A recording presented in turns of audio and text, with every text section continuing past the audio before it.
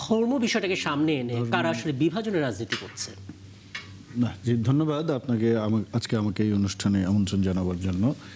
দেখেন, রাজনীতির সঙ্গে ধর্মের একটা সংযোগ অনেকেই প্রতিষ্ঠা করার চেষ্টা করেন, কিন্তু আমরা যদি যেই রাষ্ট্র ব্যবস্থার কথা আমরা কল্পনা করি যে সবার সমান অধিকার থাকবে, সমান সুযোগ থাকবে, সেখানে কিন্তু আসলে ধর্ম গুরুত্বপূর্ণ ভূমিকা পালন করবে না। কারণ ধর্মের ভিত্তিতে বিভাজিত হবে, যে আপনি যে সোসাইটিতে যদি আদারিং করেন যে আমি সংখ্যা গুরু তুমি সংখ্যা লঘু, এই টার্ম যদি ব্যবহার করেন, তাহলে কিন্তু রাষ্ট্রের ভিতর স্বয়ংক্রিয়ভাবেই কিন্তু একটা বিভাজন তৈরি হয়। এবং ইনি মহাসচিব যেটা বলছেন সেটা কিন্তু উড়িয়ে দেওয়ার সুযোগ নেই। কারণ আমরা যদি আমাদের কিছু কিছু দলের বা কিছু কিছু ব্যক্তির বা প্রতিষ্ঠানের কথাবার্তা বলার ধরন এবং ট্রেন্ড যদি ফলো করি, তাহলে দেখবেন যে আসলে এটা কিন্তু খুব পরিষ্কারভাবেই বোঝা যায় যে কেউ কেউ পার্টিকুলারলি ধর্মকে ব্যবহার করে নানা ধরনের সংঘাত বা বিভাজন উস্কে দেওয়ার চেষ্টা করছেন। ঠিক 5ই আগস্টের পরে যেই মুহূর্তে আমাদের আসলে ঐক্যবদ্ধ হওয়ার কথা, সবাই মিলে, মানে কি আধুনিক রাষ্ট্রের যে আমরা কল্পনা করি, সেখানে তো আসলে বর্ণগত, ধর্মগত, শ্রেণীগত কোনো বিভাজন থাকবে না রাষ্ট্রের। সেখানে রাষ্ট্রের পরিচয় একটাই থাকবে, যে সবাই রাষ্ট্রের নাগরিক। সেই নাগরিকের সবাই সমান সুযোগ সুবিধা পাবে। তো সেই জায়গায় যদি কেউ এই ধরনের বিভাজন তৈরি করার চেষ্টা করে বা সুযোগ নেওয়ার চেষ্টা করে পরিকল্পিতভাবে, সেটা তো দুঃখজনক হবে। এবং মহাসচিব অবশ্যই যিনি যেটা বলেছেন, বিএনপির মহাসচিব, উনি তো নিশ্চয়ই তিনি বলছিলেন যে একটা সিচুয়েশন তৈরি হয় যে যখন আমরা 71 নিয়ে কথা বলতে চাই, অনেকে এটা বোঝাতে চান যে আমরা আসলে 24কে বোধহয় ভুলিয়ে দিতে চাই বা 24কে আলোচনায় আনতে চাই না। কিন্তু যেটা আসলে মির্জা ফখরুল আমাকে বললেন যে আপনাকে মাথায় রাখতে হবে 71-এর প্রয়োজন 24টাকে আরো বড় আকারে সামনে তুলে ধরার জন্য। কিন্তু এই বিভাজনটা আসলে যেন না হয়, আপনার কাছ থেকে এটা আরেকটু বিস্তারিত জানার চেষ্টা করবো। আমি ফরিদুল হক, আপনার একটা মতামত নিতে চাই। তরুণদের দল এনসিপি সাম্প্রতিক সময় পদযাত্রায় হামলার শিকার হচ্ছে। একটু আগে নাসিরউদ্দিন পাটোয়ারি হামলার শিকার হয়েছেন, সেটা আলাদা করে আসবো। তার আগে আপনার মনে হয় কিনা যে আসলেই বিভাজনের একটা রাজনীতি শুরু হয়েছে? জি, ধন্যবাদ। আমাকে শুনতে পাচ্ছেন? পরিষ্কার শুনতে পাচ্ছি। জি জি জি। বিভাজনের রাজনীতি আসলে সাধারণত যেটা হয় যে ফ্যাসিস্টরা করে, ক্ষমতায় থেকে ক্ষমতাকে ব্যবহার করে বিভাজনের রাজনীতি করে। কাউকে ধরেন আদারিং করে, কাউকে মানে কি বলে যে অনাগরিক করে, কারোর জীবনের নিরাপত্তা কিংবা জীবনের কি বলে যে সাধারণ নাগরিক রাইটস এগুলো থাকে না কারোর ক্ষেত্রে। যেমন ধরেন, আপনি যদি মনে করে দেখেন যে গুম এখানে শুরু হলো তো জঙ্গিবাদ নির্মূলের নামে। হ্যাঁ, তো ধরেন একজন যদি সত্যি সত্যি জঙ্গি হয়ও, তাকে কি আপনি গুম করে ফেলবেন কিনা? হ্যাঁ, এরকম অনেকগুলো প্রশ্ন তো ধরেন থাকে। তো এটা প্রধানত আদারিংটা যেটা হয়, এটা রাষ্ট্র ক্ষমতায় যারা থাকেন, রাষ্ট্রে যারা পরিচালনায় যারা থাকেন, এটা তাদের দিক থেকেই সাধারণত হয়। তো এখন ধরেন, এখন যে সরকার এসেছে গত কি বলে যে ত্রয়োদশ নির্বাচনের পরে, এখন এই নির্বাচনের পরে এখন সরকারি দলের সেক্রেটারি জেনারেল উনি ভালো বলতে পারবেন ওনারা আদারিং করছেন কিনা, ওনারা বিভাজন করছেন কিনা। এটা তো ওনাদের বলতে পারার কথা। আরেকটা হচ্ছে যে আমাদের বিভিন্ন মানে মতের দ্বিমত, মতের অমিল, মতের পার্থক্য, এগুলো তো থাকবেই। এগুলো ধরেন একই জিনিস, একই ইতিহাস আপনি যেভাবে দেখেন আমি তো সেভাবে দেখি না। একই ঘটনাকে আপনি যেভাবে ব্যাখ্যা করেন আমি তো সেভাবে ব্যাখ্যা করি না। তো এই পার্থক্য তো থাকবে। এই পার্থক্য তো গণতান্ত্রিক সমাজের কি বলে সৌন্দর্য, বৈচিত্র্যই তো গণতন্ত্র। মানে আমাদের চিন্তায় বৈচিত্র্য থাকবে, আমাদের কথায় বৈচিত্র্য থাকবে, আমাদের বৈচিত্র্যতার বিভাজন দুটো তো ভিন্ন জিনিস। মানে আপনি কি দেখছেন যে বৈচিত্র্যতার বদলে বিভাজনটাই এখানে হচ্ছে এবং সেখানে সরকারেরও দায় আছে, তাই তো? না, বিভাজন আমি আসলে আমি ঠিক জানি না, মানে মির্জা ফখরুল ইসলাম আলমগীর কোন জায়গা থেকে উনি এটা বলেছেন। মানে এটা তো আসলে ওনার জায়গা থেকে বলার কথা না। মানে এটা তো আসলে তার বক্তব্যটা আমি যদি আপনাকে একটু কোট করে শোনাই, তিনি বলেছেন একটা গোষ্ঠী স্পষ্ট করে বলেছেন, একটি গোষ্ঠী সচেতনভাবে ধর্মের নামে দেশকে বিভাজনের দিকে ঠেলে দিতে চায়। ধর্মের নামে যারা দেশকে বিভাজনের দিকে ঠেলে দিতে চায় তাদের অবশ্যই রুখে দিতে হবে। এখন কারা, কোন গোষ্ঠী ধর্মের নামে দেশকে বিভাজনের দিকে ঠেলে দিতে চায়, তারা আসলে আপনাদের আশপাশে আছে কিনা সেই ইঙ্গিতটা আসলে বক্তব্য এটা একটা রাজনৈতিক বক্তব্য। এটা আমাদের আশেপাশে, ওনাদের আশেপাশে তো অনেক ধর্মীয় গোষ্ঠী আছে, ওনাদের জোটের মধ্যে ধর্মীয় গোষ্ঠী আছে না। জি। তো এইটা আসলে এটা কোনো ইয়ে না, এটা একটা রাজনৈতিক বক্তব্য। এটা নিয়ে আসলে ধরেন যারা সরকারে থাকে না তাদের আলাদা করে বিভাজন করার কি আছে ধর্মের নাম। ধরেন ধর্মভিত্তিক রাজনৈতিক দলগুলো তো এখানে আছে, এগুলো সেই পুরনো ধরেন বুঝতে কি পারছি বলে যে- আপনার বক্তব্য বরাবরের মতো স্পষ্ট। এইখানে আমি একটু যুক্ত করতে চাই, জি। মহাসচিব উনি এই কথার বলার সঙ্গে যেটা বলেছেন যে আমরা এখানে উগ্রবাদকে আশ্রয় দিতে পারি না, মৌলবাদকে প্রশ্রয় দিতে পারি না, আমরা এখানে উগ্রপন্থী উদারপন্থী গণতান্ত্রিক বাংলাদেশ বিনির্মাণ করতে চাই বা গঠন করতে চাই। উনি যে কথাটা বলেছেন যে ধরেন এটা কিন্তু প্রাসঙ্গিক, গত 1.5 বছরে বা 18 মাস যেটা অন্তর্বর্তীকালীন সরকারের সময়টা ছিল, ওই সময় মাজারে যেই হারে হামলা হয়েছে, এখন বিভাজন কিন্তু ধর্মীয় বিভাজন কিন্তু শুধু দুইটা ভিন্ন ধর্মের মধ্যে হয় তা না, ধর্মের ভিতরেও হতে পারে, একই একটা ধর্মের ভিতরেও বিভাজন হতে পারে, মতবাদগত মতাদর্শগত বিভাজন হতে পারে। এখন আমরা কিন্তু দেখেছি যে মাজারে হামলা হচ্ছে, এখন মাজারে হামলা হচ্ছে এটা তো বন্ধ করতে হবে, এবং প্রকাশ্যে এই কুষ্টিয়া বা ওই দিকেই মাজারে হামলা করে একজনকে মেরেও ফেলেছে, এবং যারা হত্যা করেছে তারাও একটি রাজনৈতিক দলের সঙ্গে সম্পৃক্ত বলে আমরা গণমাধ্যমে দেখেছি।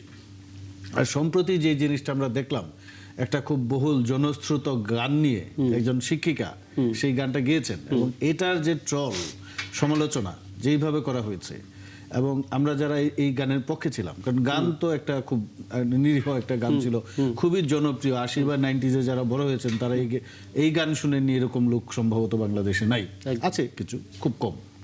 তো এই গানটা কিন্তু অনেক জনপ্রিয় বহুল শ্রুত একটি গান, এবং উনি যেই গানটি গেয়েছেন যে শিক্ষিকা, সেখানে খারাপ কিছু মনে হয়নি না, কিন্তু যেইভাবে সমালোচনা করা হয়েছে এবং এই গানটির পক্ষে আমরা যখন কথা বলতে গেলাম, আমাদের যেইভাবে অশ্রাব্য অভব্য ভাষায় গালিগালাজ করা হয়েছে, সেখানে কিন্তু আমরা ধর্মীয় বিভাজন, কালচারাল বিভাজন দেখতে পাই। এখন ধর্মীয় বিভাজন আমি যেটা বলছি যে দুটা ভিন্ন ধর্মের মধ্যে বিভাজন হয় না, একটা দলের মধ্যে বিভাজন হয়। একদম। এখন আপনি মাজারপন্থী যারা আছে তাদের সঙ্গে আপনার দ্বিমত থাকতেই পারে, ভিন্নমত থাকতেই পারে, কিন্তু আপনি হামলা করে লাশ তুলে পুড়িয়ে ফেলবেন, পীরকে মেরে ফেলবেন, এইগুলা কিন্তু আলোচনার মধ্যে আমাদের আনতে হবে। আমি তো আবু নিয়াসর মোহাম্মদ রহমতুল্লাহ আপনার একটা মতামত নিতে চাই। আপনি বিএনপি সদস্য, আপনি দেখতে পাচ্ছেন কিনা যে এই দলটার মধ্যেও ধর্মভিত্তিক কোনো দলগুলো তাদের আশপাশে আছে কিনা, এবং সেখানে কোনো বিভাজন হচ্ছে কিনা? জি। ধন্যবাদ আপনাকে, আপনার মাধ্যমে দর্শক শ্রোতা মন্ডলীকে সহ আলোচক বৃন্দকে শুভেচ্ছা। ধর্ম ভিত্তিক বলতে ধর্মকে বিশ্বাস করে, ধর্মকে মূল ব্যানারে রেখে বাংলাদেশের রাজনীতি, এটা অনেক পুরনো সংস্কৃতি, এবং ধর্মের ভিত্তিতে কেউ যদি ধর্মকে সামনে রেখে ধর্মীয় আদর্শকে প্রচার করবার উদ্দেশ্যে কেউ যদি রাজনীতি করে, এটা আমাদের সাংবিধানিক ভাবে তাদের কোনো বাধা দেওয়ার কোনো সুযোগ। আপনারা যে আলোচনাটা তখন করলেন সেটা হচ্ছে যে ধর্মের ভিত্তিতে সমাজের বিভাজন, এটা কিন্তু খুব দুঃখজনক।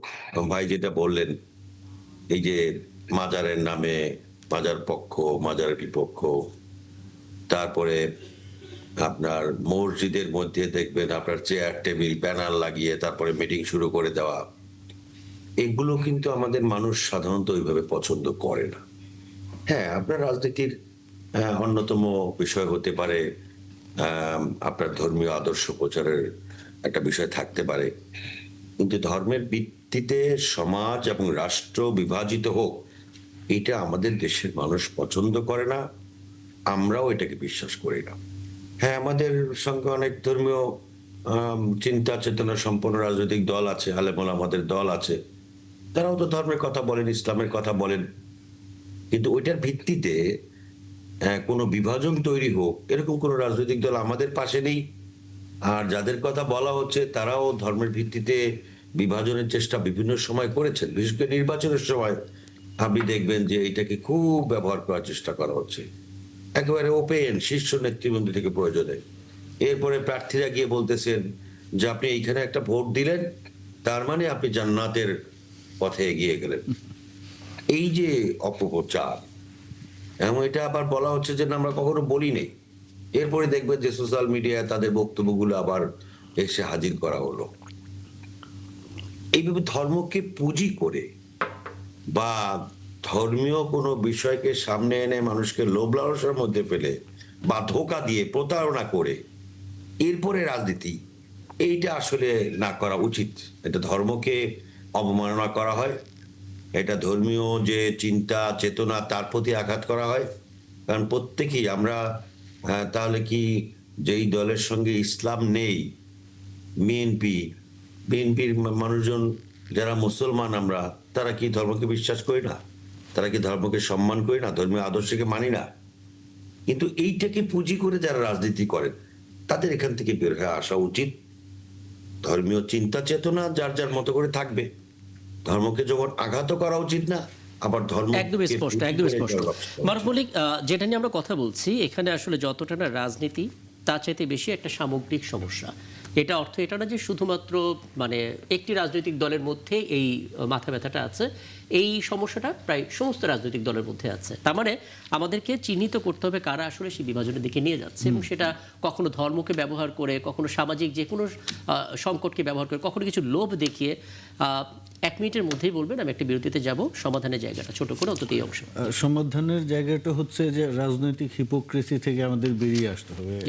ইনি ভাই যেটা বললেন যে ধর্মের নামে জান্নাতের টিকিট বিক্রি করা, এখন আমাদের দেশে একটা কি সাধারণ একটা যারা একটু ধর্মের কথা বলেন বা ধর্মীয় পোশাক আদি বা ধর্মীয় সিম্বল ব্যবহার করেন, তাদের প্রতি সাধারণ মানুষের একটা ধারণা আছে যে উনি হয়তো একটু বেটার। সোসাইটিতে তো নানা ধরনের মানুষ থাকে, উনি একটু ভালো নীতিনৈতিক, হ্যাঁ নীতিনৈতিকতার জায়গা থেকে। কিন্তু আমরা গত 1 মাসে যদি দেখি যে এদের মধ্যে ব্যাপক হারে যৌন নির্যাতন এবং আপনি দেখবেন যে যৌন কেলেঙ্কারির ঘটনা বেরিয়ে আসতেছে। তো আপনি একদিকে ধর্মীয় লেবাস ধরে ধর্মের কথা বলে রাজনীতি করছেন, এবং আরেকদিকে গণহারে আপনি এই ধরনের অশ্লীল অসামাজিক কাজে যুক্ত হচ্ছেন। এখন এটা নিয়ে আবার তারা বিতর্ক তুলবে, এটা অশ্লীল বা অসামাজিক হলো কিনা, কারণ তারা তো নানা ধরনের ব্যাখ্যা নিয়ে হাজির হয় ক্রমাগত। এই জায়গা থেকে বের হয়ে আসতে হবে। কারণ আমি যে হিপোক্রেসির, যে পলিটিক্যাল হিপোক্রেসির কথা যেটা বললাম, আসলে আপনি যেই রাজনীতি করেন, যা করতে চান সেটা সরাসরি বলে দিতে হবে। আপনি লেবাস ধরে যখন রাজনীতিতে যাবেন তখন কিন্তু এই সংকট থেকে আসলে একদম স্পষ্ট হিপোক্রেসিটা আসলে ধরতে হবে। সিলেটের জৈন্তাপুর থেকে হয়তো ফিরছিলেন পদযাত্রা শেষে নাসিরুদ্দিন পাটোয়ারি, তার গাড়ি ভরে হামলার একটা খবর আমরা দেখলাম, গ্লাস ভেঙেছে, হাত কেটেছে। একটু জানাবেন আসলে ঘটনাটা কি ঘটেছিল, এবং বারবার এনসিপির ওপরে কেনই হামলা হচ্ছে, কারা করছে, জুলাই পদযাত্রাকে টার্গেট করে এখন পর্যন্ত যা যা ঘটেছে সবকিছু একটা পর্যবেক্ষণ তো জানতে চাই। তবে শুরুটা করবেন একটু আগের ঘটনাটা দিয়ে। জি ফরিদুল হক। একটু আগের ঘটনা আপনি যতটুকু দেখেছেন, আমিও আসলে ওই পর্যন্তই খবর পেয়েছি। মানে আমাদের ফিরছিল, আমাদের বহর ফিরছিল, ওই অবস্থায় হামলা হয়েছে অন্ধকারের মধ্যে। হ্যাঁ, তো অতর্কিত হামলা, তো আমাদের বহর ট্রেনে চলে এসেছে, ওখানে 1-2 জন আহত হয়েছে। সম্ভবত নাসিরুদ্দিন পাটোয়ারিও তার গাড়ির গ্লাস তার হাতে লেগে তার হাতও কেটে টেটে গেছে। এই ধরনের ঘটনা ঘটেছে। আর কারা করছে এটা তো পরিষ্কারভাবে তো মানে সমস্ত রেকর্ড তো আছেই, সমস্ত ভিডিও রেকর্ড আছে। ইনফ্যাক্ট ভিডিও তো সাংবাদিক কিংবা আমাদের খুঁজে বের করতে হয়নি, যারা হামলা করেছে তারাই ভিডিও করে ফেসবুকে এবং সামাজিক যোগাযোগ মাধ্যমে প্রচার করেছে। এবং হচ্ছে তারা পাল্টা মানে একদিকে হামলা করেছে, তারপরে হচ্ছে যে চিকিৎসা নিতে দেয়নি, তারপরে আবার পাল্টা প্রোগ্রাম দিয়েছে, 144 জারি করিয়েছে, তারপরে আবার ধরেন মানে হামলা চেষ্টা করেছে, এবং দেশের বিভিন্ন জায়গাতে হামলা হয়েছে, লাগাতার ভাবে হামলা হয়েছে। আজকেও আমাদের বিভিন্ন জায়গাতে প্রতিবাদ কর্মসূচি ছিল, সেইখানেও হামলা করার চেষ্টা করা হয়েছে। কিংবা বিভিন্ন জায়গাতে আমাদের নেতা কর্মীদেরকে ফোন করে হুমকি দেওয়া হচ্ছে যাতে ঘর থেকে না বের হয় কিংবা প্রোগ্রামের জন্য না নামে। হামলাটা আসলে কেন হবে, মানে মোটিভটা কি, হামলার কারণটা কি আসলে? আপনার কারণ মানে মোটিভ কি? আপনার মোটিভ হচ্ছে যে ক্ষমতায় গেলে যেটা হয়, মানে সরকারি দলের কোনো সমালোচনা সহ্য হয় না আর কি, এছাড়া আর কি মোটিভ? এটাই তো আমার একটা প্রশ্ন ছিল। জি জি বলেন আরুফ ভাই, আমি আপনার প্রশ্নের জন্য অপেক্ষা করতেছি। জি ধন্যবাদ। একটা প্রশ্ন করেন। জি ধরেন বিরোধী দল তো সরকারি দলের সমালোচনা করবে, এটাই স্বাভাবিক। কিন্তু বিরোধী দলে থাকা অবস্থায় সরকারি দলের নেতা কর্মীদের পরিবারের সদস্যদের নিয়ে অশ্রাব্য অসভ্য ভাষায় কথা বলাটাকে আপনি এই প্রতিক্রিয়া পাল্টা হামলা হিসেবে দেখছেন কিনা? কি ভাষায় প্রতিক্রিয়া, কি ভাষায় মানে আপনাদের দলের পার্টিকুলারলি একজন নেতা যেই ধরনের অসভ্য অশ্রাব্য ভাষায় কথাবার্তা বলেন, তো এর প্রতিক্রিয়া হামলা হচ্ছে বলে মনে করছেন কিনা? কোনটা শ্রাব্য কোনটা অশ্রাব্য এটা কে ঠিক করছে? এটা আপনার নীতি নৈতিকতা ঠিক করবে। যদি আপনার মধ্যে এথিক্স থাকে, মোরাল থাকে। ওকে, নীতি নৈতিকতা অনৈতিক কোনো কাজ করলে আপনি হামলা করবেন, চোখ উপড়ে ফেলবেন? না, সেটা আমি প্রতিক্রিয়া হিসাবে সেটা হচ্ছে কিনা। যখন হামলা হয়েছে চোখ উপড়ে ফেলা হচ্ছে, লাগাতার রক্তাক্ত করা হচ্ছে, তখন এই প্রশ্নগুলো তোলা হচ্ছে ভিকটিমকে ব্লেমিং করা। এটা নিশ্চয়ই আপনি জানেন। ভিকটিমকে ব্লেমিং করা না, যখন আপনি একজন রাজনৈতিক নেতার স্ত্রীকে নিয়ে এই ধরনের অশালীন মন্তব্য করবেন, তখন তার বিক্ষুব্ধ নেতা সেটা যদি তার প্রতিক্রিয়ায় কি হামলা হচ্ছে আমি প্রশ্ন করছি, আমি বলি অপরাধ হলে আপনি মামলা করেন না, মামলা তো হতেই পারে, কিন্তু ধরেন তার প্রতিক্রিয়ায় এই হামলাটা হচ্ছে কিনা। রাকিব যেটা প্রশ্নটা করলেন, আমরা তো হামলাকে জাস্টিফাই করার চেষ্টা করছি না, আমরা আইডেন্টিফাই করার চেষ্টা করছি হামলাটা কেন হচ্ছে। আইডেন্টিফাই করার কিছু নাই, তো ভিডিও আছে, মানে এই সরকারি দলের নেতাকর্মীরা ফয়জুল হক, একটা বিষয় একটু বলি, মানে আপনারা উদযাপন করছে। হ্যাঁ, আপনারা মানে আপনি এনসিপির যুগ্ম সদস্য সচিব, আপনার সাথে যখন আমরা কথা বলি, যে কোনো প্রশ্নে আপনি ঠান্ডা মাথায় উত্তর দেন, আমরা সেগুলো শুনি, সেগুলো নোটও নেই, এবং পরবর্তীতে আমরা হয়তো ক্ষেত্র বিশেষে প্রতিবেদনও তৈরি করি। কিন্তু মুশকিল হচ্ছে আমরা যখন নাসিরুদ্দিন পাটোয়ারির বক্তব্য শুনি, তখন আমরা চিন্তা করি কিভাবে এই অংশটা প্রচার করব, কারণ এমন কিছু ভাবে তিনি কথা বলছেন যেটা প্রচার করতে গেলে আমাদের 2-3 বার ভাবতে হচ্ছে, আলোচনা করতে গেলেও তো আরও চিন্তা করতে হচ্ছে। সেই জায়গা থেকে মন্তব্য আপনারা কখনো নিজেদের দল থেকে ফলো করেছেন কিনা, যে তার বক্তব্য ঠিকঠাক হচ্ছে কিনা? প্রতিভাবান নেতা তিনি ছিলেন জুলাই যোদ্ধা হিসেবে, হঠাৎ করে কেন এমন বক্তব্য তিনি দিচ্ছেন যাতে করে পরিষ্কার? জি আচ্ছা, এখন ব্যাপারটা হচ্ছে যে সবাই তো একই রকম বক্তব্য দিবে না, কিন্তু খুব স্বাভাবিক ব্যাপার। ধরেন সরকারি দলের নেতারা এখন যারা আছেন, এর আগে যারা ছিলেন, সবাই কি একই ভাষায় বক্তব্য দিতেন? ধরেন ওয়ান অফ দা সরকারি দলের সেলিব্রেটেড কি বলে যে নেতা, বিএনপির ওয়ান অফ দা সেলিব্রেটেড নেতা সালাউদ্দিন কাদের চৌধুরী, উনি যখন বক্তব্য দিতেন, ওনার তো বক্তব্যের ভেতরে অনেক ইন্টেন্স থাকতো, কিন্তু বক্তব্যের ভেতরে উনি কিন্তু অনেক ধরনের ভাষা ব্যবহার করতেন, যেটা সবাই করবে না, আমি হয়তো করবো না, কিন্তু আমি ওনার বক্তব্য ভঙ্গি তো পছন্দ করি। উনি কি করছেন? উনি মুখ দিয়ে কথা বলছেন। আপনি একটা ডেমোক্রেটিক সোসাইটিতে থাকতে গেলে আপনার মুখের কথা সহ্য করতে পারতে হবে। আর বিশেষত যখন আপনি ক্ষমতায় থাকবেন, আপনি পাবলিকের ট্যাক্সের পয়সায় আপনার বেতন হবে, পাবলিকের ট্যাক্সের পয়সা আপনি লাল বাতিওয়ালা গাড়িতে চড়বেন, পাবলিকের ট্যাক্সের পয়সায় আপনি অফিস করবেন, এসিওয়ালা কামরায় অফিস করবেন, পাবলিকের ট্যাক্সের পয়সায় আপনি হচ্ছে গিয়ে হেয়ার রোডে বাড়ি নিয়ে থাকবেন, তখন আপনাকে এটা হজম করতে তার মানে কি আপনি বলতে চাচ্ছেন? এবং ব্যাপারটা শুধুমাত্র এইটা না যে এই নাসিরুদ্দিন পাটোয়ারি বাংলাদেশের প্রথম ব্যক্তি যে এই ধরনের বক্তব্য দিচ্ছে। সরকারি দলের বিভিন্ন নেতারা লাগাতার ভাবে ধরেন বক্তব্য দিয়ে যাচ্ছে। ইভেন ধরেন এই যে সরকারের এই যে এখনকার যে হাইব্রিড নেতা, এই যে যাকে কি বলে রাজনৈতিক সচিব বানাইছে, আবার অনেকে দেখি তাকে রাজনৈতিক উপদেষ্টা লেখে, খুবই লজ্জা লাগে জিনিসটা। যাই হোক, এটা সরকারি দলের ব্যাপার, তারা বুঝবে। সেও আজকে বলল যে নাসিরুদ্দিন পাটোয়ারি ছাড়া এনসিপি যে কোনো জায়গায় গেলে সহযোগিতা করা হবে, মানে এটাকে একটা ইস্যু করা হয়েছে, এটা একটা টার্গেটেড অ্যাটাক। এটা বোঝা যাচ্ছে যে সরকারি দলের মধ্যে এগুলো নিয়ে আলাপ হয়েছে, হ্যাঁ, এবং নাসিরুদ্দিন পাটোয়ারিকে আসলে একটা ইস্যু তৈরি করা হবে। ইস্যু তৈরি করে মুশকিলটা হচ্ছে কি, যখন আমরা এনসিপি নিয়ে কথা বলি, তখন আমরা ফিল করি যে তরুণদের একটি দল, আমরা হয়তো কিছু পরিবর্তন সেখানে দেখব, বক্তব্যে, আচরণে, সিদ্ধান্তে, কথাবার্তায়। কিন্তু আমি দেখতে পেলাম আপনি সব পুরনো রেফারেন্স দিচ্ছেন, তাহলে নতুন কি পেলাম নতুন এই দলের কাছ থেকে? না, মানে আমি আরেকটা যেটা প্রশ্ন যুক্ত করতে চাই, না নতুন বলতে আপনি কি চান? ধরুন আপনি সালাউদ্দিন কাদের চৌধুরী যিনি ছিলেন, তার বক্তব্য রেফারেন্স দিচ্ছিলেন। সালাউদ্দিন কাদের চৌধুরী কি বাংলাদেশের ইতিহাস থেকে বাতিল হয়ে যাচ্ছে? আমি তো ইতিহাসের বাতিলের কথা বলছি না, আমি তার ইতিহাসে বাতিলের কথা বলছি না। এই যে যাকে রাজনৈতিক উপদেষ্টা করা হয়েছে কিংবা রাজনৈতিক সচিব করা হয়েছে, নাসিরুদ্দিন পাটোয়ারিকে একাধিকবার বিভিন্ন লাইভে বক্তব্যের মধ্যে সবর্গীয় গালি দিয়েছে। কেউ কি তাকে মারতে গেছে?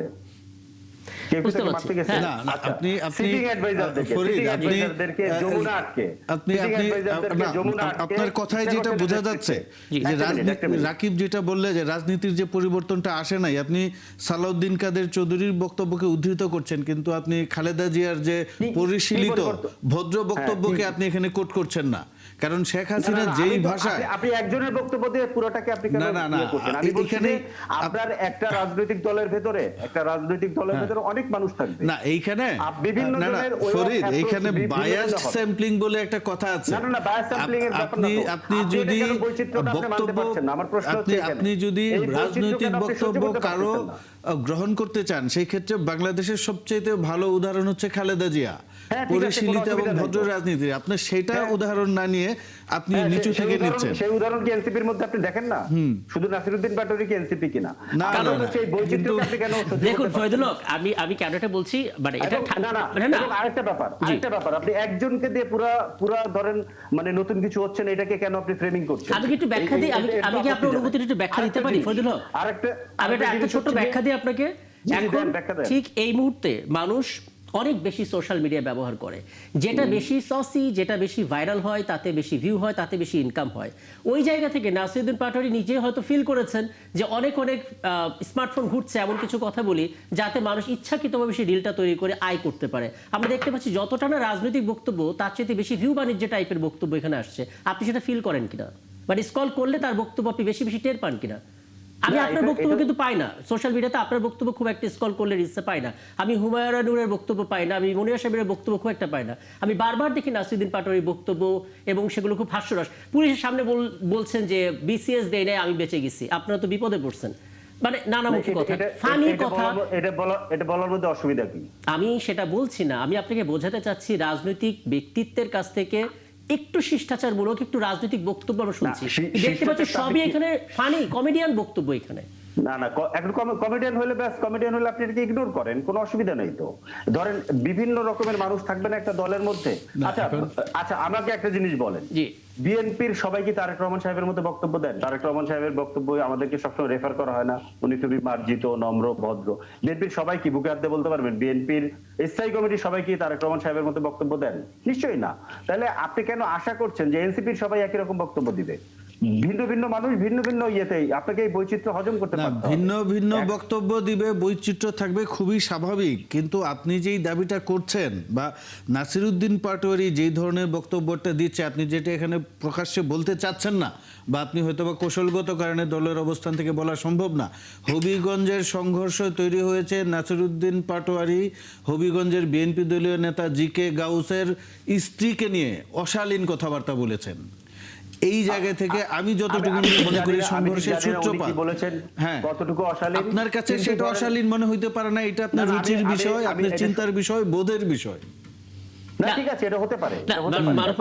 আমি যেটা ফরিদুল হকের বক্তব্য থেকে বুঝতে পারছি, যদি একজন ভদ্র মহিলার পার্সোনাল কোনো বিষয় অ্যাটাক করা হয়, এটা অবশ্যই নিন্দনীয়, নিন্দা জানাবো। জি, সেটা থেকে সংকট এবং সংঘর্ষের শুরু আমি মনে করছি। না, সংঘর্ষের শুরুর কথার মধ্যে এখানে কথা আছে। কথা হচ্ছে আপনি ধরেন, আমি ধরে নিচ্ছি যে ইনস্ট্যান্ট রিঅ্যাকশনে একটা ঘটনা ঘটলো, ঘটার পরে স্বাভাবিকভাবে যখন হামলা হবে, আমাদের একটা ছেলের চোখ উপড়ে ফেলা হবে, আমরা একটা প্রতিবাদ পাল্টা প্রোগ্রাম দিব না? নিশ্চয়ই দিব। আচ্ছা, এই প্রোগ্রামটা দেওয়ার পরে তখন আপনি কি করবেন? আপনি কি একটা পাল্টা প্রোগ্রাম দিয়ে ওইখানে 140 ধারা জারি করাবেন কিনা, এবং লাগাতার ভাবে একের পর এক হামলা আপনি করাবেন কিনা? এবং তাহলে পুরোটাই কি তখন সাধারণ মানুষের ধরেন কি বলে যে ক্ষোভের বহিঃপ্রকাশ, ইনস্ট্যান্ট ক্ষোভের বহিঃপ্রকাশ? এইটাকে আমাদেরকে বিশ্বাস করতে হবে যে বিএনপির হাইকমান্ডের তাদের দলের উপরে কোনো নিয়ন্ত্রণ নেই? এটাকে আমাদেরকে বিশ্বাস করতে হবে? নিশ্চয়ই না। নিশ্চয়ই এই ঘটনাগুলো মানে কি বলে, আপনি তো বাংলাদেশে থাকেন, বাংলাদেশের রাজনীতি দেখেছেন। মাঠের রাজনীতিতে একজন মানে বিশাল সংখ্যক ভোটে জয়ী একজন সংসদ সদস্য, তাকে চাঁদাবাজ বলা হলো, তাকে স্টানবাজি করা হচ্ছে বলা হলো, নানা রকমের কথা বলা হলো, পরিবার নিয়ে কথা বলা হলো। সেই জায়গার যারা রাজনীতি করেন, ছোটখাটো রাজনীতি, এটা বলুক, এটা তো একটা রাজনীতিতে হতেই পারে। আজকে আমি দেখলাম এইটুকু তো সমালোচনা, ধরেন চাঁদাবাজের যে কথাটা অভিযোগটা করা হয়েছে,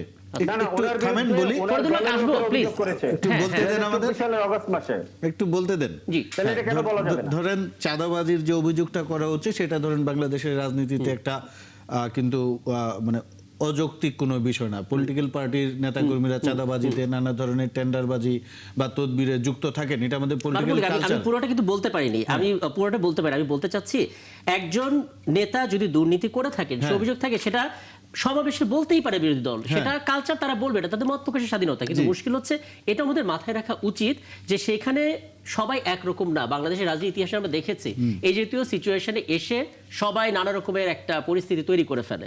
এখন জুলাই পদযাত্রার মধ্যে কি খুব গুরুত্বপূর্ণ ছিল যে আমি পলিটিক্যাল স্টেটমেন্ট দিয়ে অমুক নেতার বিপরীতে বলবো? এটা তো অন্য সময় আয়োজন করে সমাবেশ তৈরি করে এনসিপি না, সেটাও না হয় করলো, আমরা না হয় তর্কের খাতিরে সেটাও মেনে নিলাম। কিন্তু ধরেন আপনার রাজনৈতিক সমালোচনা তো আপনি করবেন।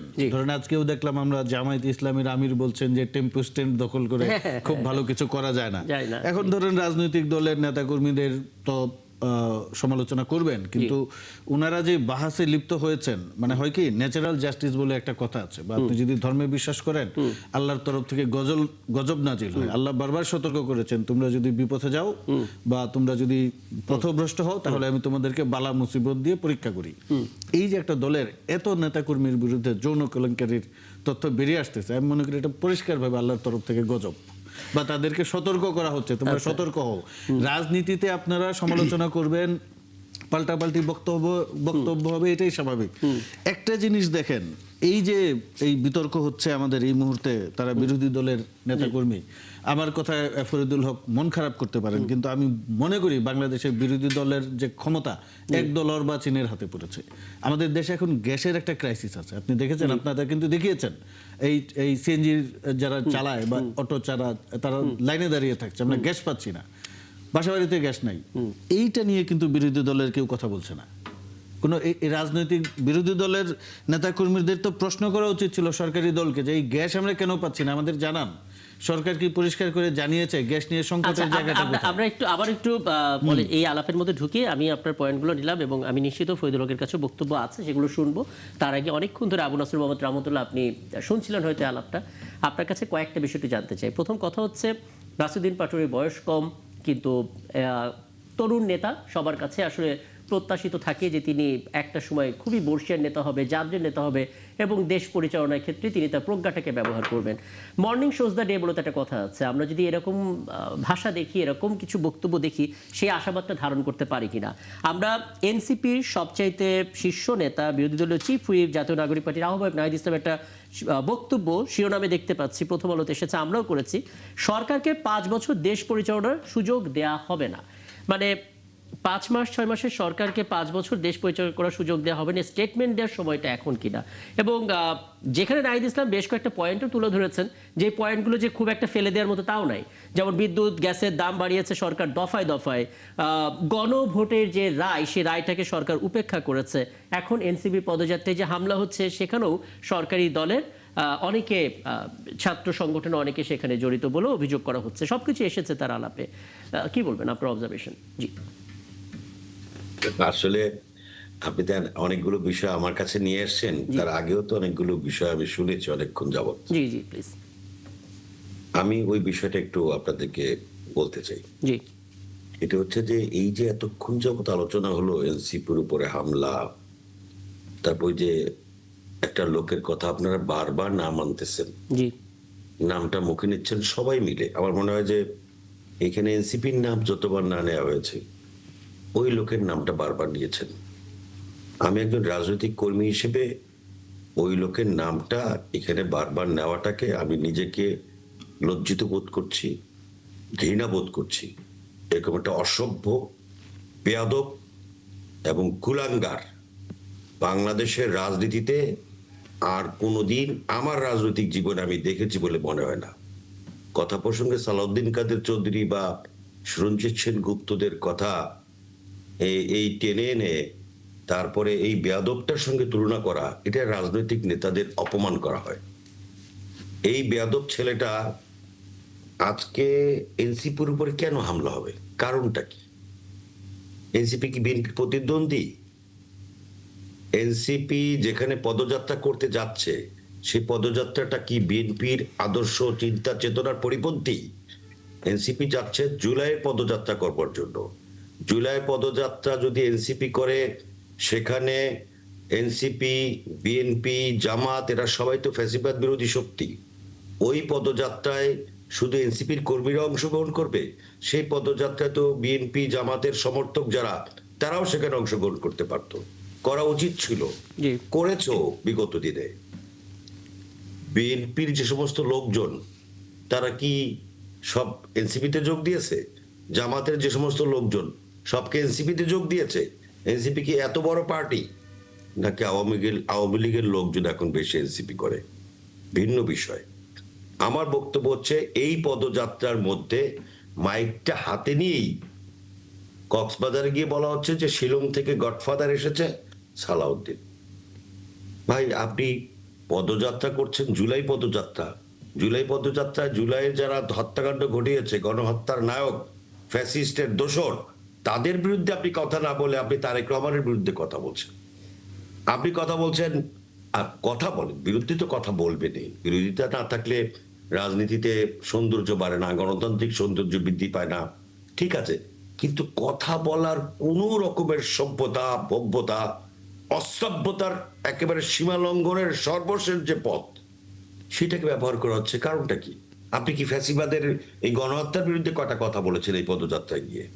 আপনি ওই জিকো ঘোষ বলে আপনি যেই এলাকায় গিয়েছেন সেই এলাকার জনপ্রিয় নেতাদের, তার পরিবারকে বিনা কারণে কটাক্ষ করে তারপরে এই যে বিভাজনটা তৈরি করছেন কার স্বার্থে? আমার তো মনে হয় যে ওই লোকটাকে ব্যবহার করে এই ফ্যাসিবাদ বিরোধী যে শক্তি, যে শক্তির যে ঐক্য, এই ঐক্যের ভিত্তিটাকে নষ্ট করবার জন্য এরকম কয়েকটা বেয়াদব এনসিপির মধ্যে ঢুকিয়ে দেওয়া হয়েছে। কারণ এনসিপি তো একটা নতুন রাজনৈতিক দল, তরুণদের একটা দল, এদের কাছ থেকে তো এই জাতি অনেক কিছু প্রত্যাশা করেছিল। এই কয়েকদিনের একটা দল, এই দলের মধ্যে যে সমস্ত চাঁদাবাজ, যে সমস্ত ধান্দাবাজ, যে সমস্ত ফকিন্নির পোলাপান, যাদেরকে বলা হয় এলাকার লোকজন বলে টুং দোকানদারি করতো, সেই সমস্ত লোকজন যখন পাজেরো নিয়ে এলাকার মধ্যে ঢুকে, তখন তো বোঝা যায় 1.5 বছরে এই কোটি কোটি টাকার মালিক তারা কিভাবে হয়েছে। আজকে ভিন্ন কাজে প্রবাহিত করবার জন্য এই এনসিপির পদযাত্রা, জুলাই পদযাত্রা না, জুলাইয়ের পদযাত্রা যদি হতো তাহলে জুলাইয়ের চেতনাকে যারা ধারণ করে, যারা আচ্ছা, আমি তাহলে এটা একটু ব্যাখ্যাটা ফরিদুল হকের কাছ থেকে শুনে আসি। ফরিদুল হক একটু বলবেন যে আমাকে শেষ করতে দেন। আমি তো অনেকক্ষণ শুনলাম। আচ্ছা, একটু সংক্ষেপে শেষ করে জি। জুলাইয়ের পদযাত্রার মধ্যে পরিকল্পিতভাবে এইভাবে জুলাইয়ের শক্তির বিপক্ষে এইভাবে কথাগুলো বলা, এটা ভিন্ন কোন উদ্দেশ্য আছে। এবং জুলাইয়ের যে শক্তি, জুলাইয়ের আদর্শে যারা বিশ্বাস করে, ফ্যাসিবাদ বিরোধী যে শক্তি, সেই শক্তির ঐক্যকে বিনষ্ট করবার জন্য কিন্তু ভিন্ন উদ্দেশ্য কেন থাকবে? মানে যদি এভাবে ফ্যাসিবাদ ফিরে আসে, পলাতক শক্তি যদি ফিরে আসে, এনসিপি তো অনেক বেশি ক্ষতি, এই বোধ শক্তি যদি তাদের অনেক বেশি ক্ষতিগ্রস্ত, এই ভাষায় কথা বলতে পারতো না। আপনি তারেক রহমান সাহেবের কথা বললেন, এই তারেক রহমান সাহেব নির্বাচিত হওয়ার পরে প্রধানমন্ত্রীর শপথ গ্রহণ করবার আগে এই 6 জনের এমপি, একজনের এমপির প্রধানদের বাসায় বাসায় গিয়ে দেখা করেছেন। নতুন কিছুতে সেখান থেকে মানুষ দেখতে শুরু করেছে। কই তারেক রহমান সাহেবের এই যে গত 6 মাসের 5 মাসের যে কর্মকাণ্ড, তার যে উদ্যোগগুলি, সেই উদ্যোগগুলির সফলতা নিয়ে তো একটা লোক কোনো কথা বলতে পারলো না। এটা কি নতুন বাংলাদেশের প্রত্যাশা ছিল? নতুন বাংলাদেশের যে জিনিসগুলো তারেক রহমান সাহেব নতুন নতুন যে জিনিসগুলোকে উনি মাঠে ময়দানে সকলের মাঝে ছড়িয়ে দিলেন, সেই জিনিসটা নিয়ে এত কেউ কোনো কথা বলতে পারলো না। তার মানে কি উদ্দেশ্যটা কি? উদ্দেশ্যের টার্গেটটা হচ্ছে বিএনপি। কারণ বিএনপিকে টার্গেট করা হচ্ছে এবং বিএনপির বিরুদ্ধে মিথ্যাচার করা হচ্ছে। এই যে আপনি ধরেন 1.5 বছরের যে তাদের যে এই যে সংসার ছিল ইউনূস সাহেবের আমলে, সেই আমলে এখন এমপি নির্বাচিত হয়েছে না এই ধানমন্ডি থানায়। একটু দ্রুত বলতে হবে, একটু দ্রুত শেষ করতে হবে। ধানমন্ডি থানায় টাকা লুট করে অ্যারেস্ট হয়েছে। সেখানে আপনার এই যে এই নোয়াখালীর যে এমপি হলো, সে ছাড়াইতে গেছে না থানার মধ্যে, দাপট নিয়ে তাদেরকে ছাড়াই নিয়ে আসতে গেছে না। কার কথা বলছেন? হান্নান মাসুদের কথা বলছেন আপনি? নতুন রাজনীতি ছিল সেটা, সেটাকে কোনো নতুন রাজনীতির প্রত্যাশা পূরণ করেছিল? আপনার ডিসি অফিসে গিয়ে হঠাৎ করে দেখলাম ডিসি অফিসে ওখানে গিয়ে 5 জন হাজির। আমরা ডিসি সাহেবের সাথে দেখা করবো। ডিসি সাহেব তো মিটিং আছেন। মিটিং আছে, কি আছে বলেন? আপনার এনসিপি নেতারা আসছেন, বলছেন 2 জন যাওয়ার জন্য। না 2 জন, আমরা 5 জন যাবো। আরে ভাই, এইটা কি? এইটার নাম সভ্য রাজনীতি? এইটার নাম নতুন বাংলাদেশ? এটার নাম ছিল নতুন বন্দোবস্ত। জি, আবু নাসির মোহাম্মদ, আপনি শেষ করেছেন। তারা এই নির্বাচনটাকে হওয়ার কারণে তাদের মাথাটা সমস্যা।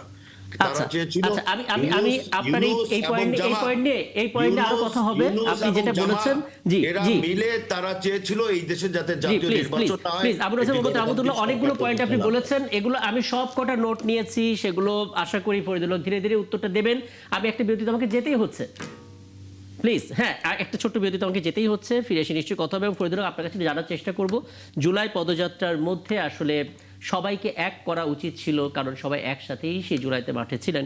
সেই জায়গাটিতে এসে পার্টিকুলার কোনো জনপ্রতিনিধিকে নিয়ে এরকম অভিযোগ তোলা, আবারও তো সেই বিভাজন হয়ে যেতে পারে। জুলাই পদযাত্রার মধ্যে কেন এটা হবে সেটা নিয়ে একটু আলাপ করার চেষ্টা করব।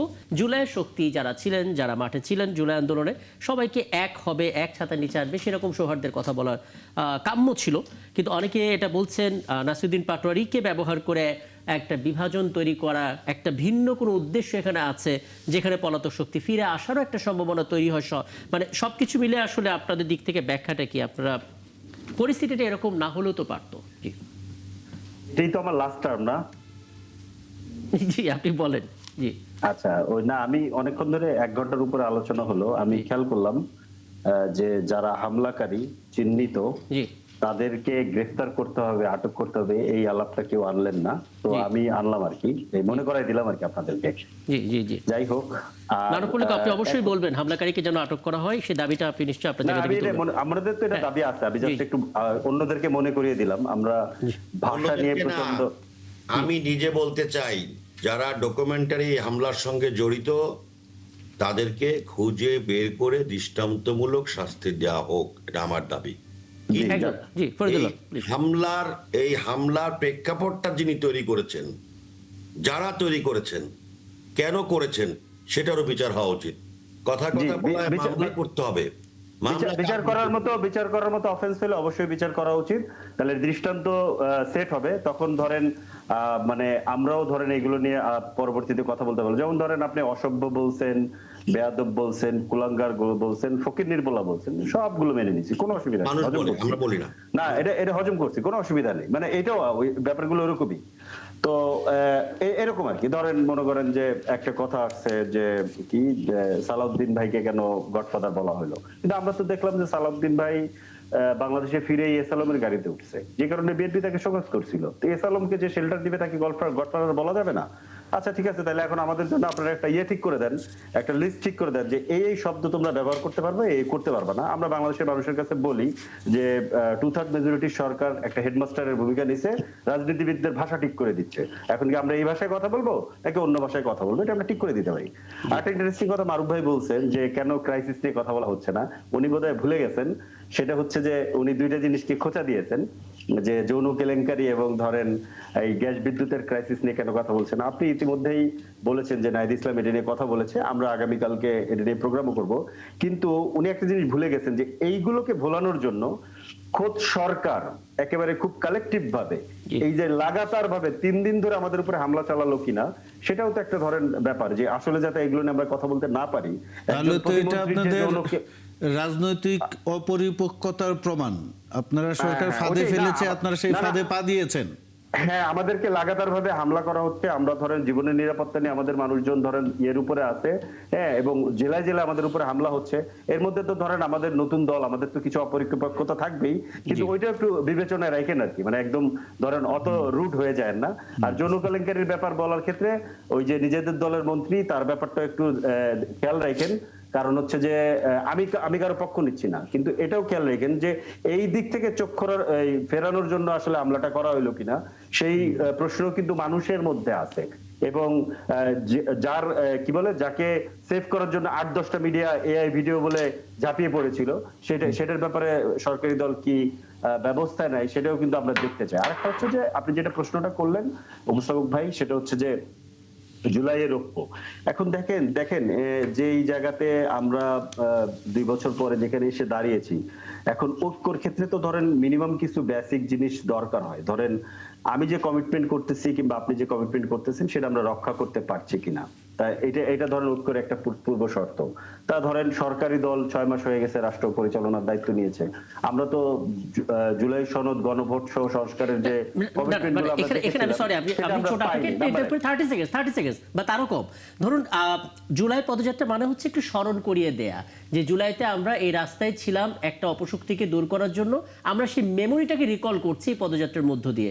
তাতে করে যেটা হবে, সমস্ত রাজনীতি, একটু আগে যেটা রহমতুল্লাহ বললেন যে আসলে সমস্ত দলগুলো তো আপনাদের সাথে তখন থাকবে, বিকজ চেতনাটা একই। কিন্তু আমরা দেখতে পেলাম যে এখানে আসলে জি আমাদের জুলাই পদযাত্রা আমরা 5টা দাবি নিয়ে শুরু থেকে এটা আমরা করছি। এই দাবিগুলোর মধ্যে ধরেন এই যে সংস্কারের যে ইস্যুগুলো, এটা আমাদের আছে, গণভোটের ইস্যুটা আমাদের এখানে আছে, আপনি ওইটা দেখলে আরো ভালোভাবে, আমরা কিন্তু ওইগুলো নিয়ে প্রধানত আলাপ করেছি আমরা জুলাই পদযাত্রায় যে সমস্ত জায়গাতে গিয়েছি। হ্যাঁ, তো এখন ধরেন এর বাইরেও ধরেন এই যে আপনি এদিকে ধরেন রহমতুল্লাহ ভাই কি বলে যে দৃষ্টান্তমূলক শাস্তি চাচ্ছেন, কিন্তু আমাদের বিভিন্ন জায়গাতে আমাদের নেতা কর্মীরা ধরেন অনিরাপদ বোধ করতেছে। এখন এই জায়গাতে আমরা দেখতে পাচ্ছি আমাদের কাছে যেটা মানে অনেকাংশে দৃশ্যমান, যে সরকারি দল এবং প্রশাসনের একটা যৌথ প্রযোজনায় আমাদেরকে মাঠে না নামতে দেওয়ার একটা প্রচেষ্টা এবং হামলা লাগাতার ভাবে করার এটা আছে। এটা ফিল করার পরে আসলে ঐক্যর জায়গাটা আসলে আসা তো কঠিন। আরেকটা জিনিস হচ্ছে ঐক্য কিন্তু প্রধানত যারা পাওয়ারে থাকেন তাদের দিক থেকে ডাক দিতে হয়। হ্যাঁ, তো সেই জায়গাতে ধরেন যে কমিটমেন্ট গুলো নির্বাচনের আগে নির্বাচনের পরে এই ধাপে ধাপে যে কমিটমেন্ট গুলো ছিল সেই জায়গাগুলোতে তো আসলে ধরেন আমরা কমিটমেন্ট গুলোর বাস্তবায়ন দেখতে চাই। তবে হ্যাঁ, আরেকটা জায়গাতে ধরেন ঐক্য যদি হতে পারতো তাহলে হয়তো বা ঐক্য হতো। ধরেন আমরা যদি চাঁদাবাজি নিয়ে কথা না বলতাম, চাঁদার ভাগও যদি আমরা কিছুটা পাইতাম তাহলে হয়তো আমরা বলতাম না। এখন ধরে নেন যে আমাদেরকে ওইখানে ভাগাভাগি দেওয়া হচ্ছে না, তাহলে তো ঐক্য হবে কিভাবে? আপনি জুলাইয়ের মধ্যে যে ঐক্য করবেন সে ঐক্য তো হবে না। হ্যাঁ, কারণ আমি তো চাঁদা আপনি কি এটা একটু যুক্ত করে দেবেন? হ্যাঁ, আপনি কি এটা একটু যুক্ত করে দেবেন? মানে নাহিদ ইসলামের বক্তব্য আমরা কোট করি বিকজ তিনি একটা রাজনৈতিক দলের সবচেয়ে প্রথম পর্যায়ে আছেন, শীর্ষ পর্যায়ে আছেন। তিনি স্পষ্ট করে বলছেন যে সরকারকে 5 বছর দেশ পরিচালনা করার সুযোগ দেয়া হবে না, জাতীয় নির্বাচনে ইঞ্জিনিয়ারিং ঠেকানো যায়নি, নানা কিছু। তার জায়গা থেকে ঠিক এই মুহূর্তে দেশ পরিচালনা করার সুযোগ দেয়া হবে না, এই স্টেটমেন্টটাকে আপনি কিভাবে দেখছেন আসলে? না, আমরা তো কয়েকদিন আগে আমরা বলেছি যে ধরেন যে কমিটমেন্ট করে সরকার রাষ্ট্র পরিচালনার দায়িত্ব নিয়েছে সেগুলো যদি বাস্তবায়ন না করে তাহলে তো আমরা আসলে সরকারকে সহযোগিতা করতে পারবো না, এটা আমরা বলেছি। এর পরের ধাপটা কি? এর পরের ধাপ লাগাতার 3 দিন ধরে আমাদের উপর হামলা চলতেছে। এখন এই জায়গাতে একটা বিরোধী দল, আক্রান্ত বিরোধী দল হিসেবে আমি কি বলবো যে না, আপনি আমার উপরে হামলা করতে থাকেন আর আপনি সরকার চালাইতে থাকেন। কারণ আপনি তো কোনো ব্যবস্থা নিচ্ছেন না, কোনো স্টেপ এখন পর্যন্ত আমরা দেখিনি। 3 দিন হয়ে গেছে। হ্যাঁ, আজকে থার্ড ডে, আজকে রাতেও হামলা হয়েছে। আজকে থার্ড ডে, এখন পর্যন্ত কোনো ব্যবস্থা আপনি নেন নাই। আপনার যারা হামলা করেছে তারা নিজেরা এটা প্রচার করেছে, প্রকাশ করেছে। বক্তব্য একেবারে স্পষ্ট। আমি এটা নিয়ে একটু তাহলে তারা ছিল এখানে। হ্যাঁ, বক্তব্য স্পষ্ট। এখানে মারুফ মল্লিক, আপনি বলছিলেন যে গ্যাসের ইত্যাদি ইস্যুতে এনসিপি কেন নির্বাক। আমি আপনাকে বলে রাখি, যেই দিনটা আজকে পড়লো 1 আগস্ট, গ্যাসের সংকটে প্রতিবাদ এবং পেট্রোবাংলা অভিমুখে প্রতীকী মার্চ, রাজধানী সহ দেশ জুড়ে বাসাবাড়ি, শিল্প কারখানা এবং পরিবহনে গ্যাসের তীব্র সংকট এবং দাম বৃদ্ধির ষড়যন্ত্রের প্রতিবাদে এনসিপির বিক্ষোভ মিছিল হবে কারণবাজার সার্ক ফোয়ারা বিকেল 5:30টায়।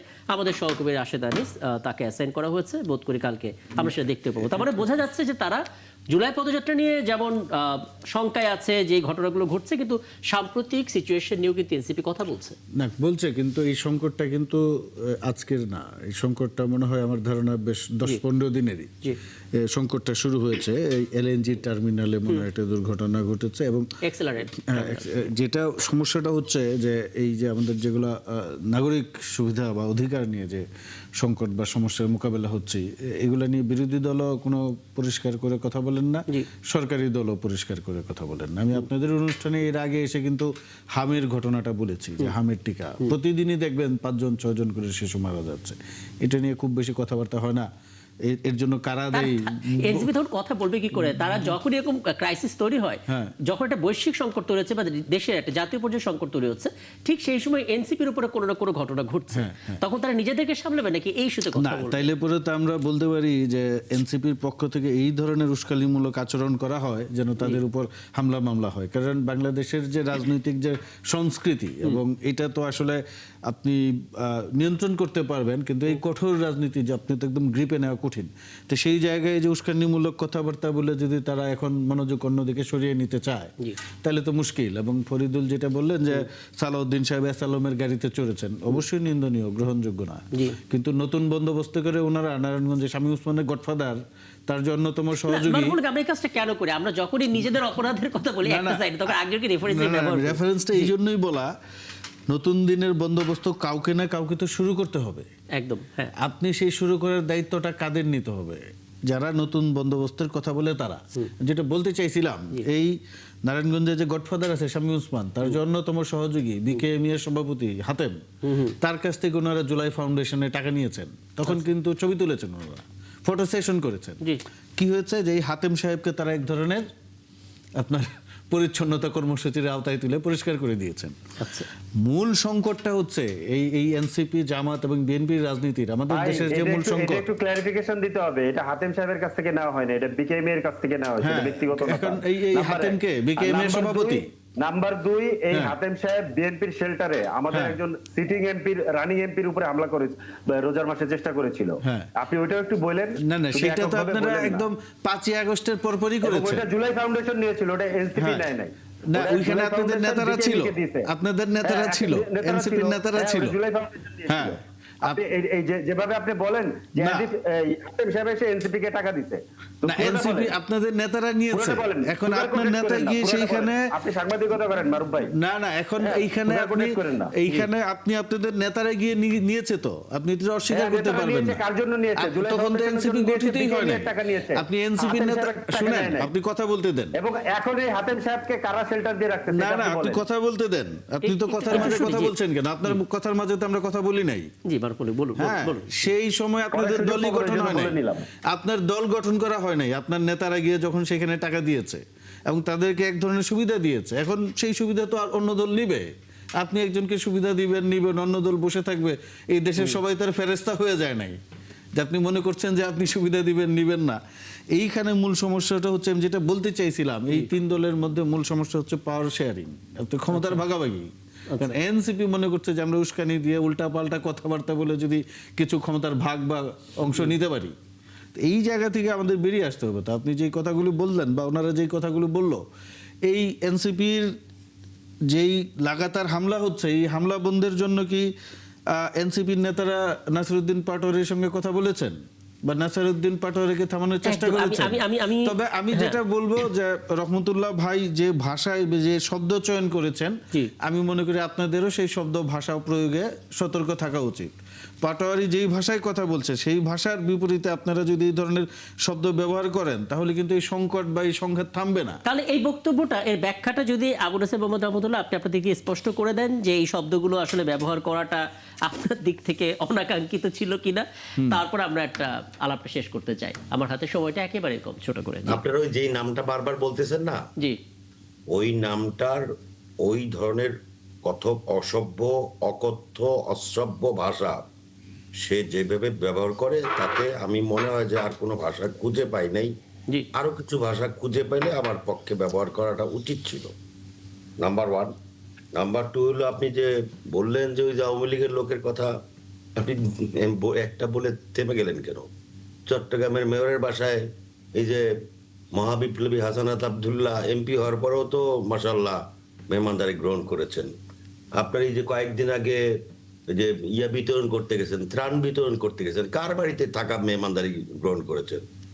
আপনি এইরকম ঘটনায় যে হান্নান মাসুদ এই ফার্স্ট হোটেলে বসে 3 কোটি টাকা লেনদেন করে তারপরে ইকরামুল্লাহ চৌধুরীকে পার করা দেওয়ার যে এগুলি হাজার হাজার ঘটনা ভাই। এতটুকু একটা এই কয়েকদিনের একটা দল, এর যে সমস্ত যে সমস্ত পাহাড় সমান অভিযোগ তাদের বিরুদ্ধে বের হয়েছে, এটার জন্য তো বিএনপির দরকার নেই তার বিরুদ্ধে কথা বলার। তার উপকর্মতারাই তো তারা হয়ে গেছে।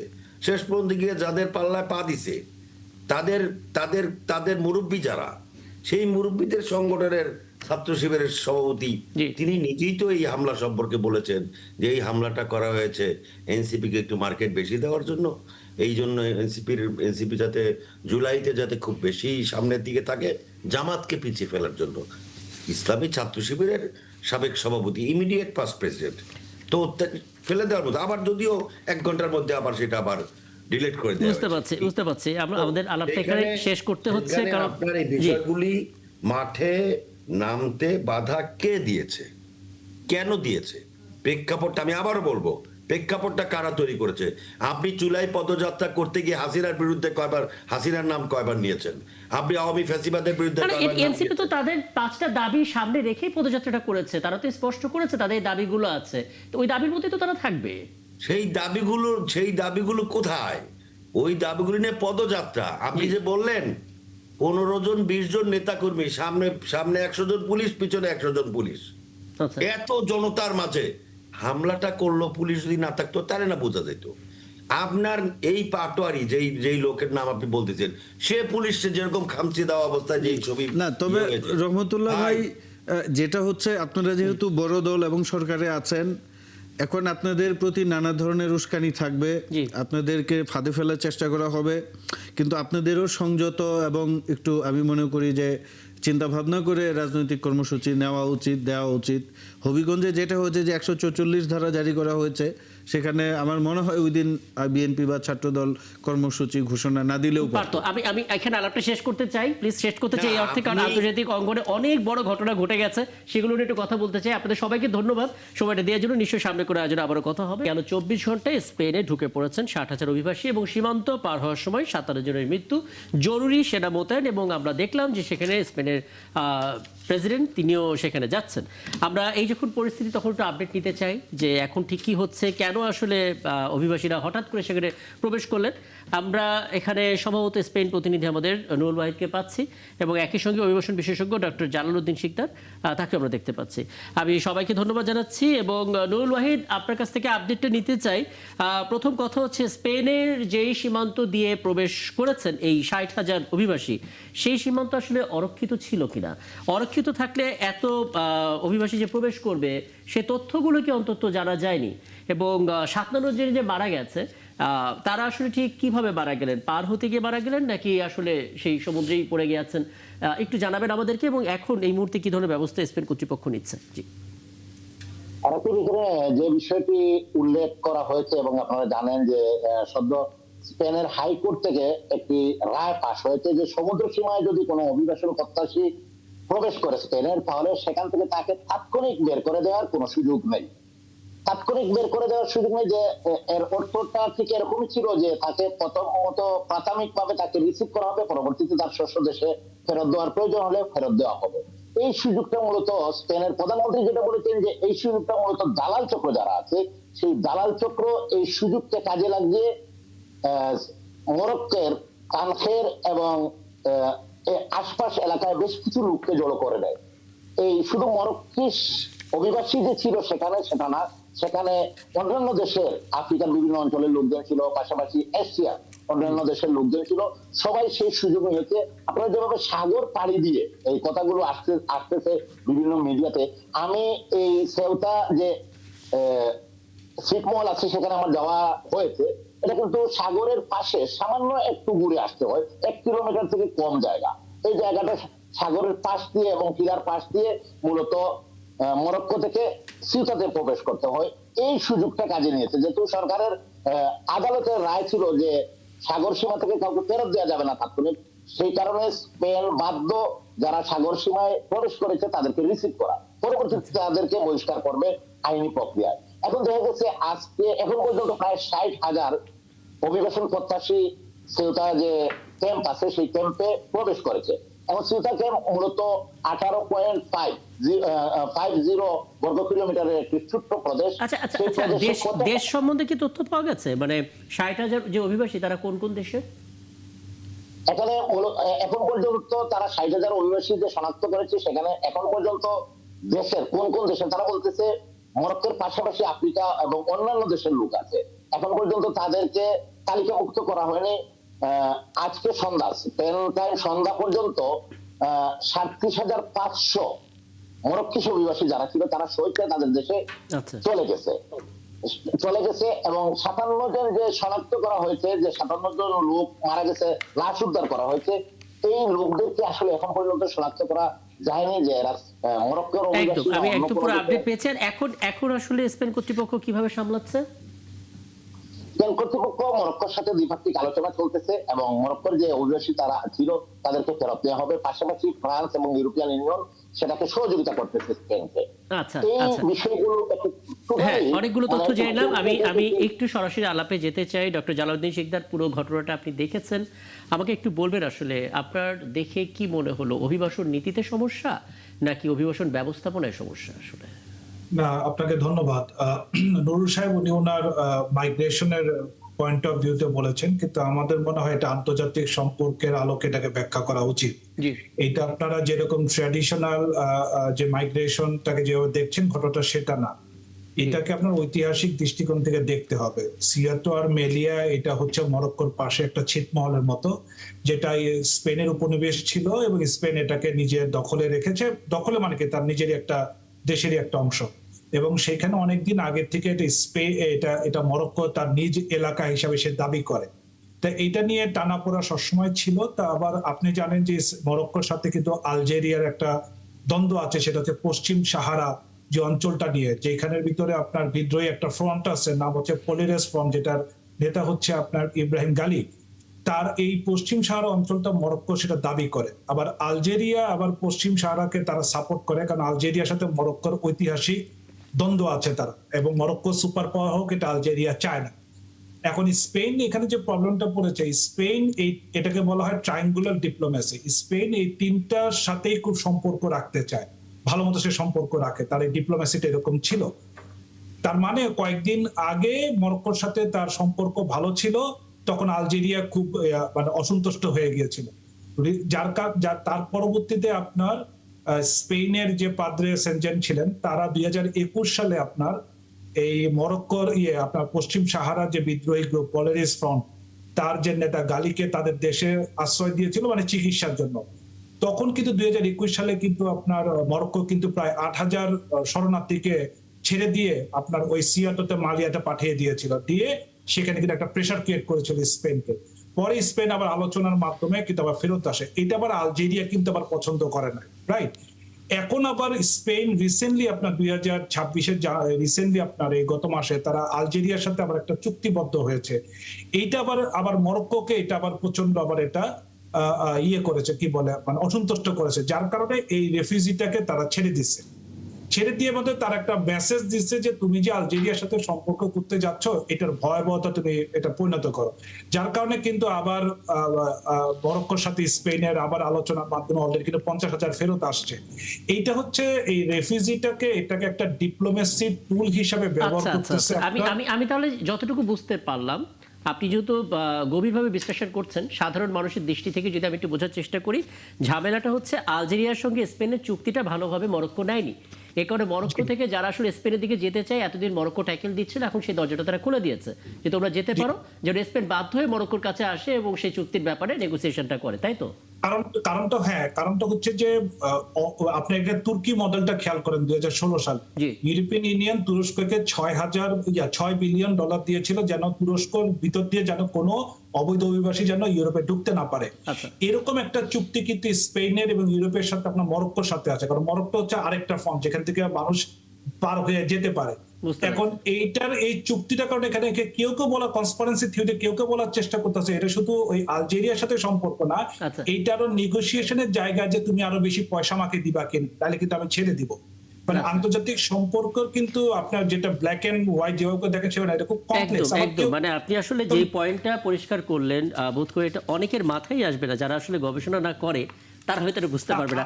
আরেকটা হচ্ছে যে এটা হচ্ছে যে মরক্কোকে আবার সমর্থন দেয় কিন্তু আবার ইসরায়েল এই সিয়াটো এবং মালিয়ারকে আপনার বুঝতে পারছি। আমি সেটা নিয়ে নিশ্চয়ই সামনে কোনো আয়োজনে একটা বড় আলোচনাটা করব।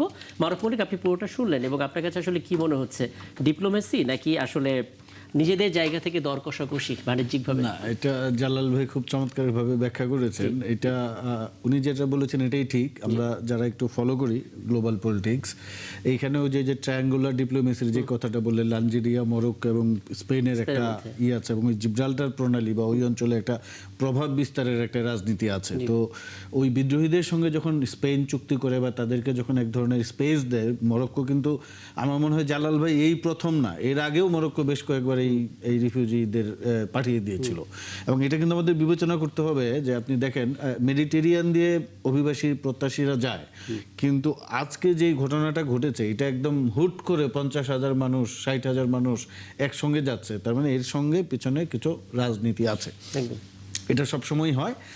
আর এটা তো গ্লোবাল পলিটিক্সের পার্ট। আর আরেকটা জিনিস আছে, ওভারঅল যে আমাদের যে ইউরোপের যে এখন মাইগ্রেশন ট্রেন্ড, আমি যেটা যদি আলাপ করি, ধরেন ইউরোপে অবৈধ অভিবাসনের 3টা রুট আছে। একসময় সেই 90s বা 80s-এ রাশিয়া দিয়ে একটা অংশ, রাশিয়া ইস্ট ইউরোপ হয়ে ঢুকতো।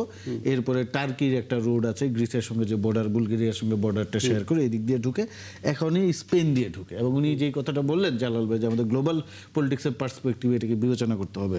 এখন এই যে আমরা যে ডেথ কেসগুলো দেখি মেডিটেরিয়ানে, এইটা যদি আমরা বন্ধ করতে চাই, এটা আমি মনে করি এটা জাতিসংঘে এটা নিয়ে আলাপ করতে হবে। কারণটা হচ্ছে আমরা যদি বলি যে কারণেই হোক, ডিপ্লোমেসির কারণেই হোক আর এই আদম পাচারের কারণেই হোক, মানুষ কিন্তু ইউরোপে ঢুকছে, 3টা রুট দিয়ে ঢুকছে এবং নিত্য নতুন আদম পাচারের রুট তৈরি হচ্ছে। এইটার মূল বিষয়টা হচ্ছে এই যে যারা বিশাল জনগোষ্ঠী অভিবাসন প্রত্যাশী যারা ইউরোপে ঢুকছে, ইউরোপের লেবার মার্কেট কিন্তু তাদেরকে অ্যাকসেপ্ট করছে, অ্যাকোমোডেট করতে পারছে। আচ্ছা। তার মানে কি আপনার ইউরোপের লেবার শর্টেজ আছে, যার ফলে যারা ঢুকতে পারলেই হলো, ঢুকতে পারলে সেখানে সে কোনোভাবে জব পেয়ে যাচ্ছে। তা এইটা যদি হয় পরিস্থিতি, তাহলে ইউরোপের যারা আছে, আমি যখন আমার ইউরোপের এই মাইগ্রেশন এক্সপার্টদের সঙ্গে কথা বলার সুযোগ হয়েছে, আমরা তখন বলেছি যে তোমরা একটা বৈধ অভিবাসনের নীতিমালা তৈরি করো, কারণ তোমাদের দেশে মানুষ তো ঢুকছে। এখন এই লোকগুলাকে যদি ওদের প্রয়োজন না থাকতো, তাহলে দেখেন ওরা কিন্তু বর্ডার সিল করে দিত। কোনো রাষ্ট্র যদি চায় তার দেশে অবৈধভাবে কেউ ঢুকতে পারবে না, সেটা আমার মনে হয় যে একটা দুইটা ঢুকতে পারে, কিন্তু বন্ধ করে দেওয়া সম্ভব। তারা কিন্তু বন্ধ করে না। 60,000 তো কম সংখ্যা না। আমার আসলে আমি ইচ্ছা ট্রেন্ডের করছে, কথা যদি বলি, এই 60,000-এর বাদে আপনি দেখবেন আমরা বারবার যেটা আসে। বারবার তারপরে কিন্তু- আমাদের সময় থাকলে আমি সিরিয়াসলি আলাপটা দীর্ঘ করতাম, কারণ এটা অনেক প্রয়োজন ছিল আলাপের, কিন্তু আমি মুশকিল হচ্ছে 15 সেকেন্ডে শেষ করি। শেষ করি, যেটা জি। হচ্ছে যে আমি মনে করি এটা একটা গ্লোবাল আমাদের প্রবলেমে পরিণত হয়েছে, এই মাইগ্রেশন, পার্টিকুলারলি ইউরোপের মাইগ্রেশন। এবং ইউরোপের দেশগুলোর উচিত জাতিসংঘের সঙ্গে বসে একটা বৈধ মাইগ্রেশন পলিসি তৈরি করা, যেন মানুষ এই মেডিটেরিয়ান বা এই দিক দিয়ে ওই আলপস পার হয়ে যায়, বা আপনার ইস্ট ইউরোপিয়ান বা রাশা হয়ে যায়, টার্কি হয়ে যায়, এইভাবে যাওয়াটা যেন বন্ধ করে। অনেক ধন্যবাদ নূর ওয়াহিদ। আরো কিছু তথ্য নিশ্চয়ই আপনার কাছ থেকে পেতে থাকবো আমরা, এবং ডক্টর জালালউদ্দিন শিকদার। আমরা এখান থেকে নিশ্চয়ই সামনে আমরা আলোচনাটা দীর্ঘ করবো। মরক্কোর পেছনে ইসরায়েলের ভূমিকা রয়েছে, এই পর্যন্ত আমরা আলাপটা আজকে করলাম এই পর্যন্ত। অনেক ধন্যবাদ দর্শক, আপনাদেরকেও একটা দীর্ঘ সময় আমাদের সঙ্গে ছিলেন। আগামীকাল নতুন ইস্যু নিয়ে আপনাকে জানানো আমরা হাজির হব, থাকবেন আমাদের সঙ্গে।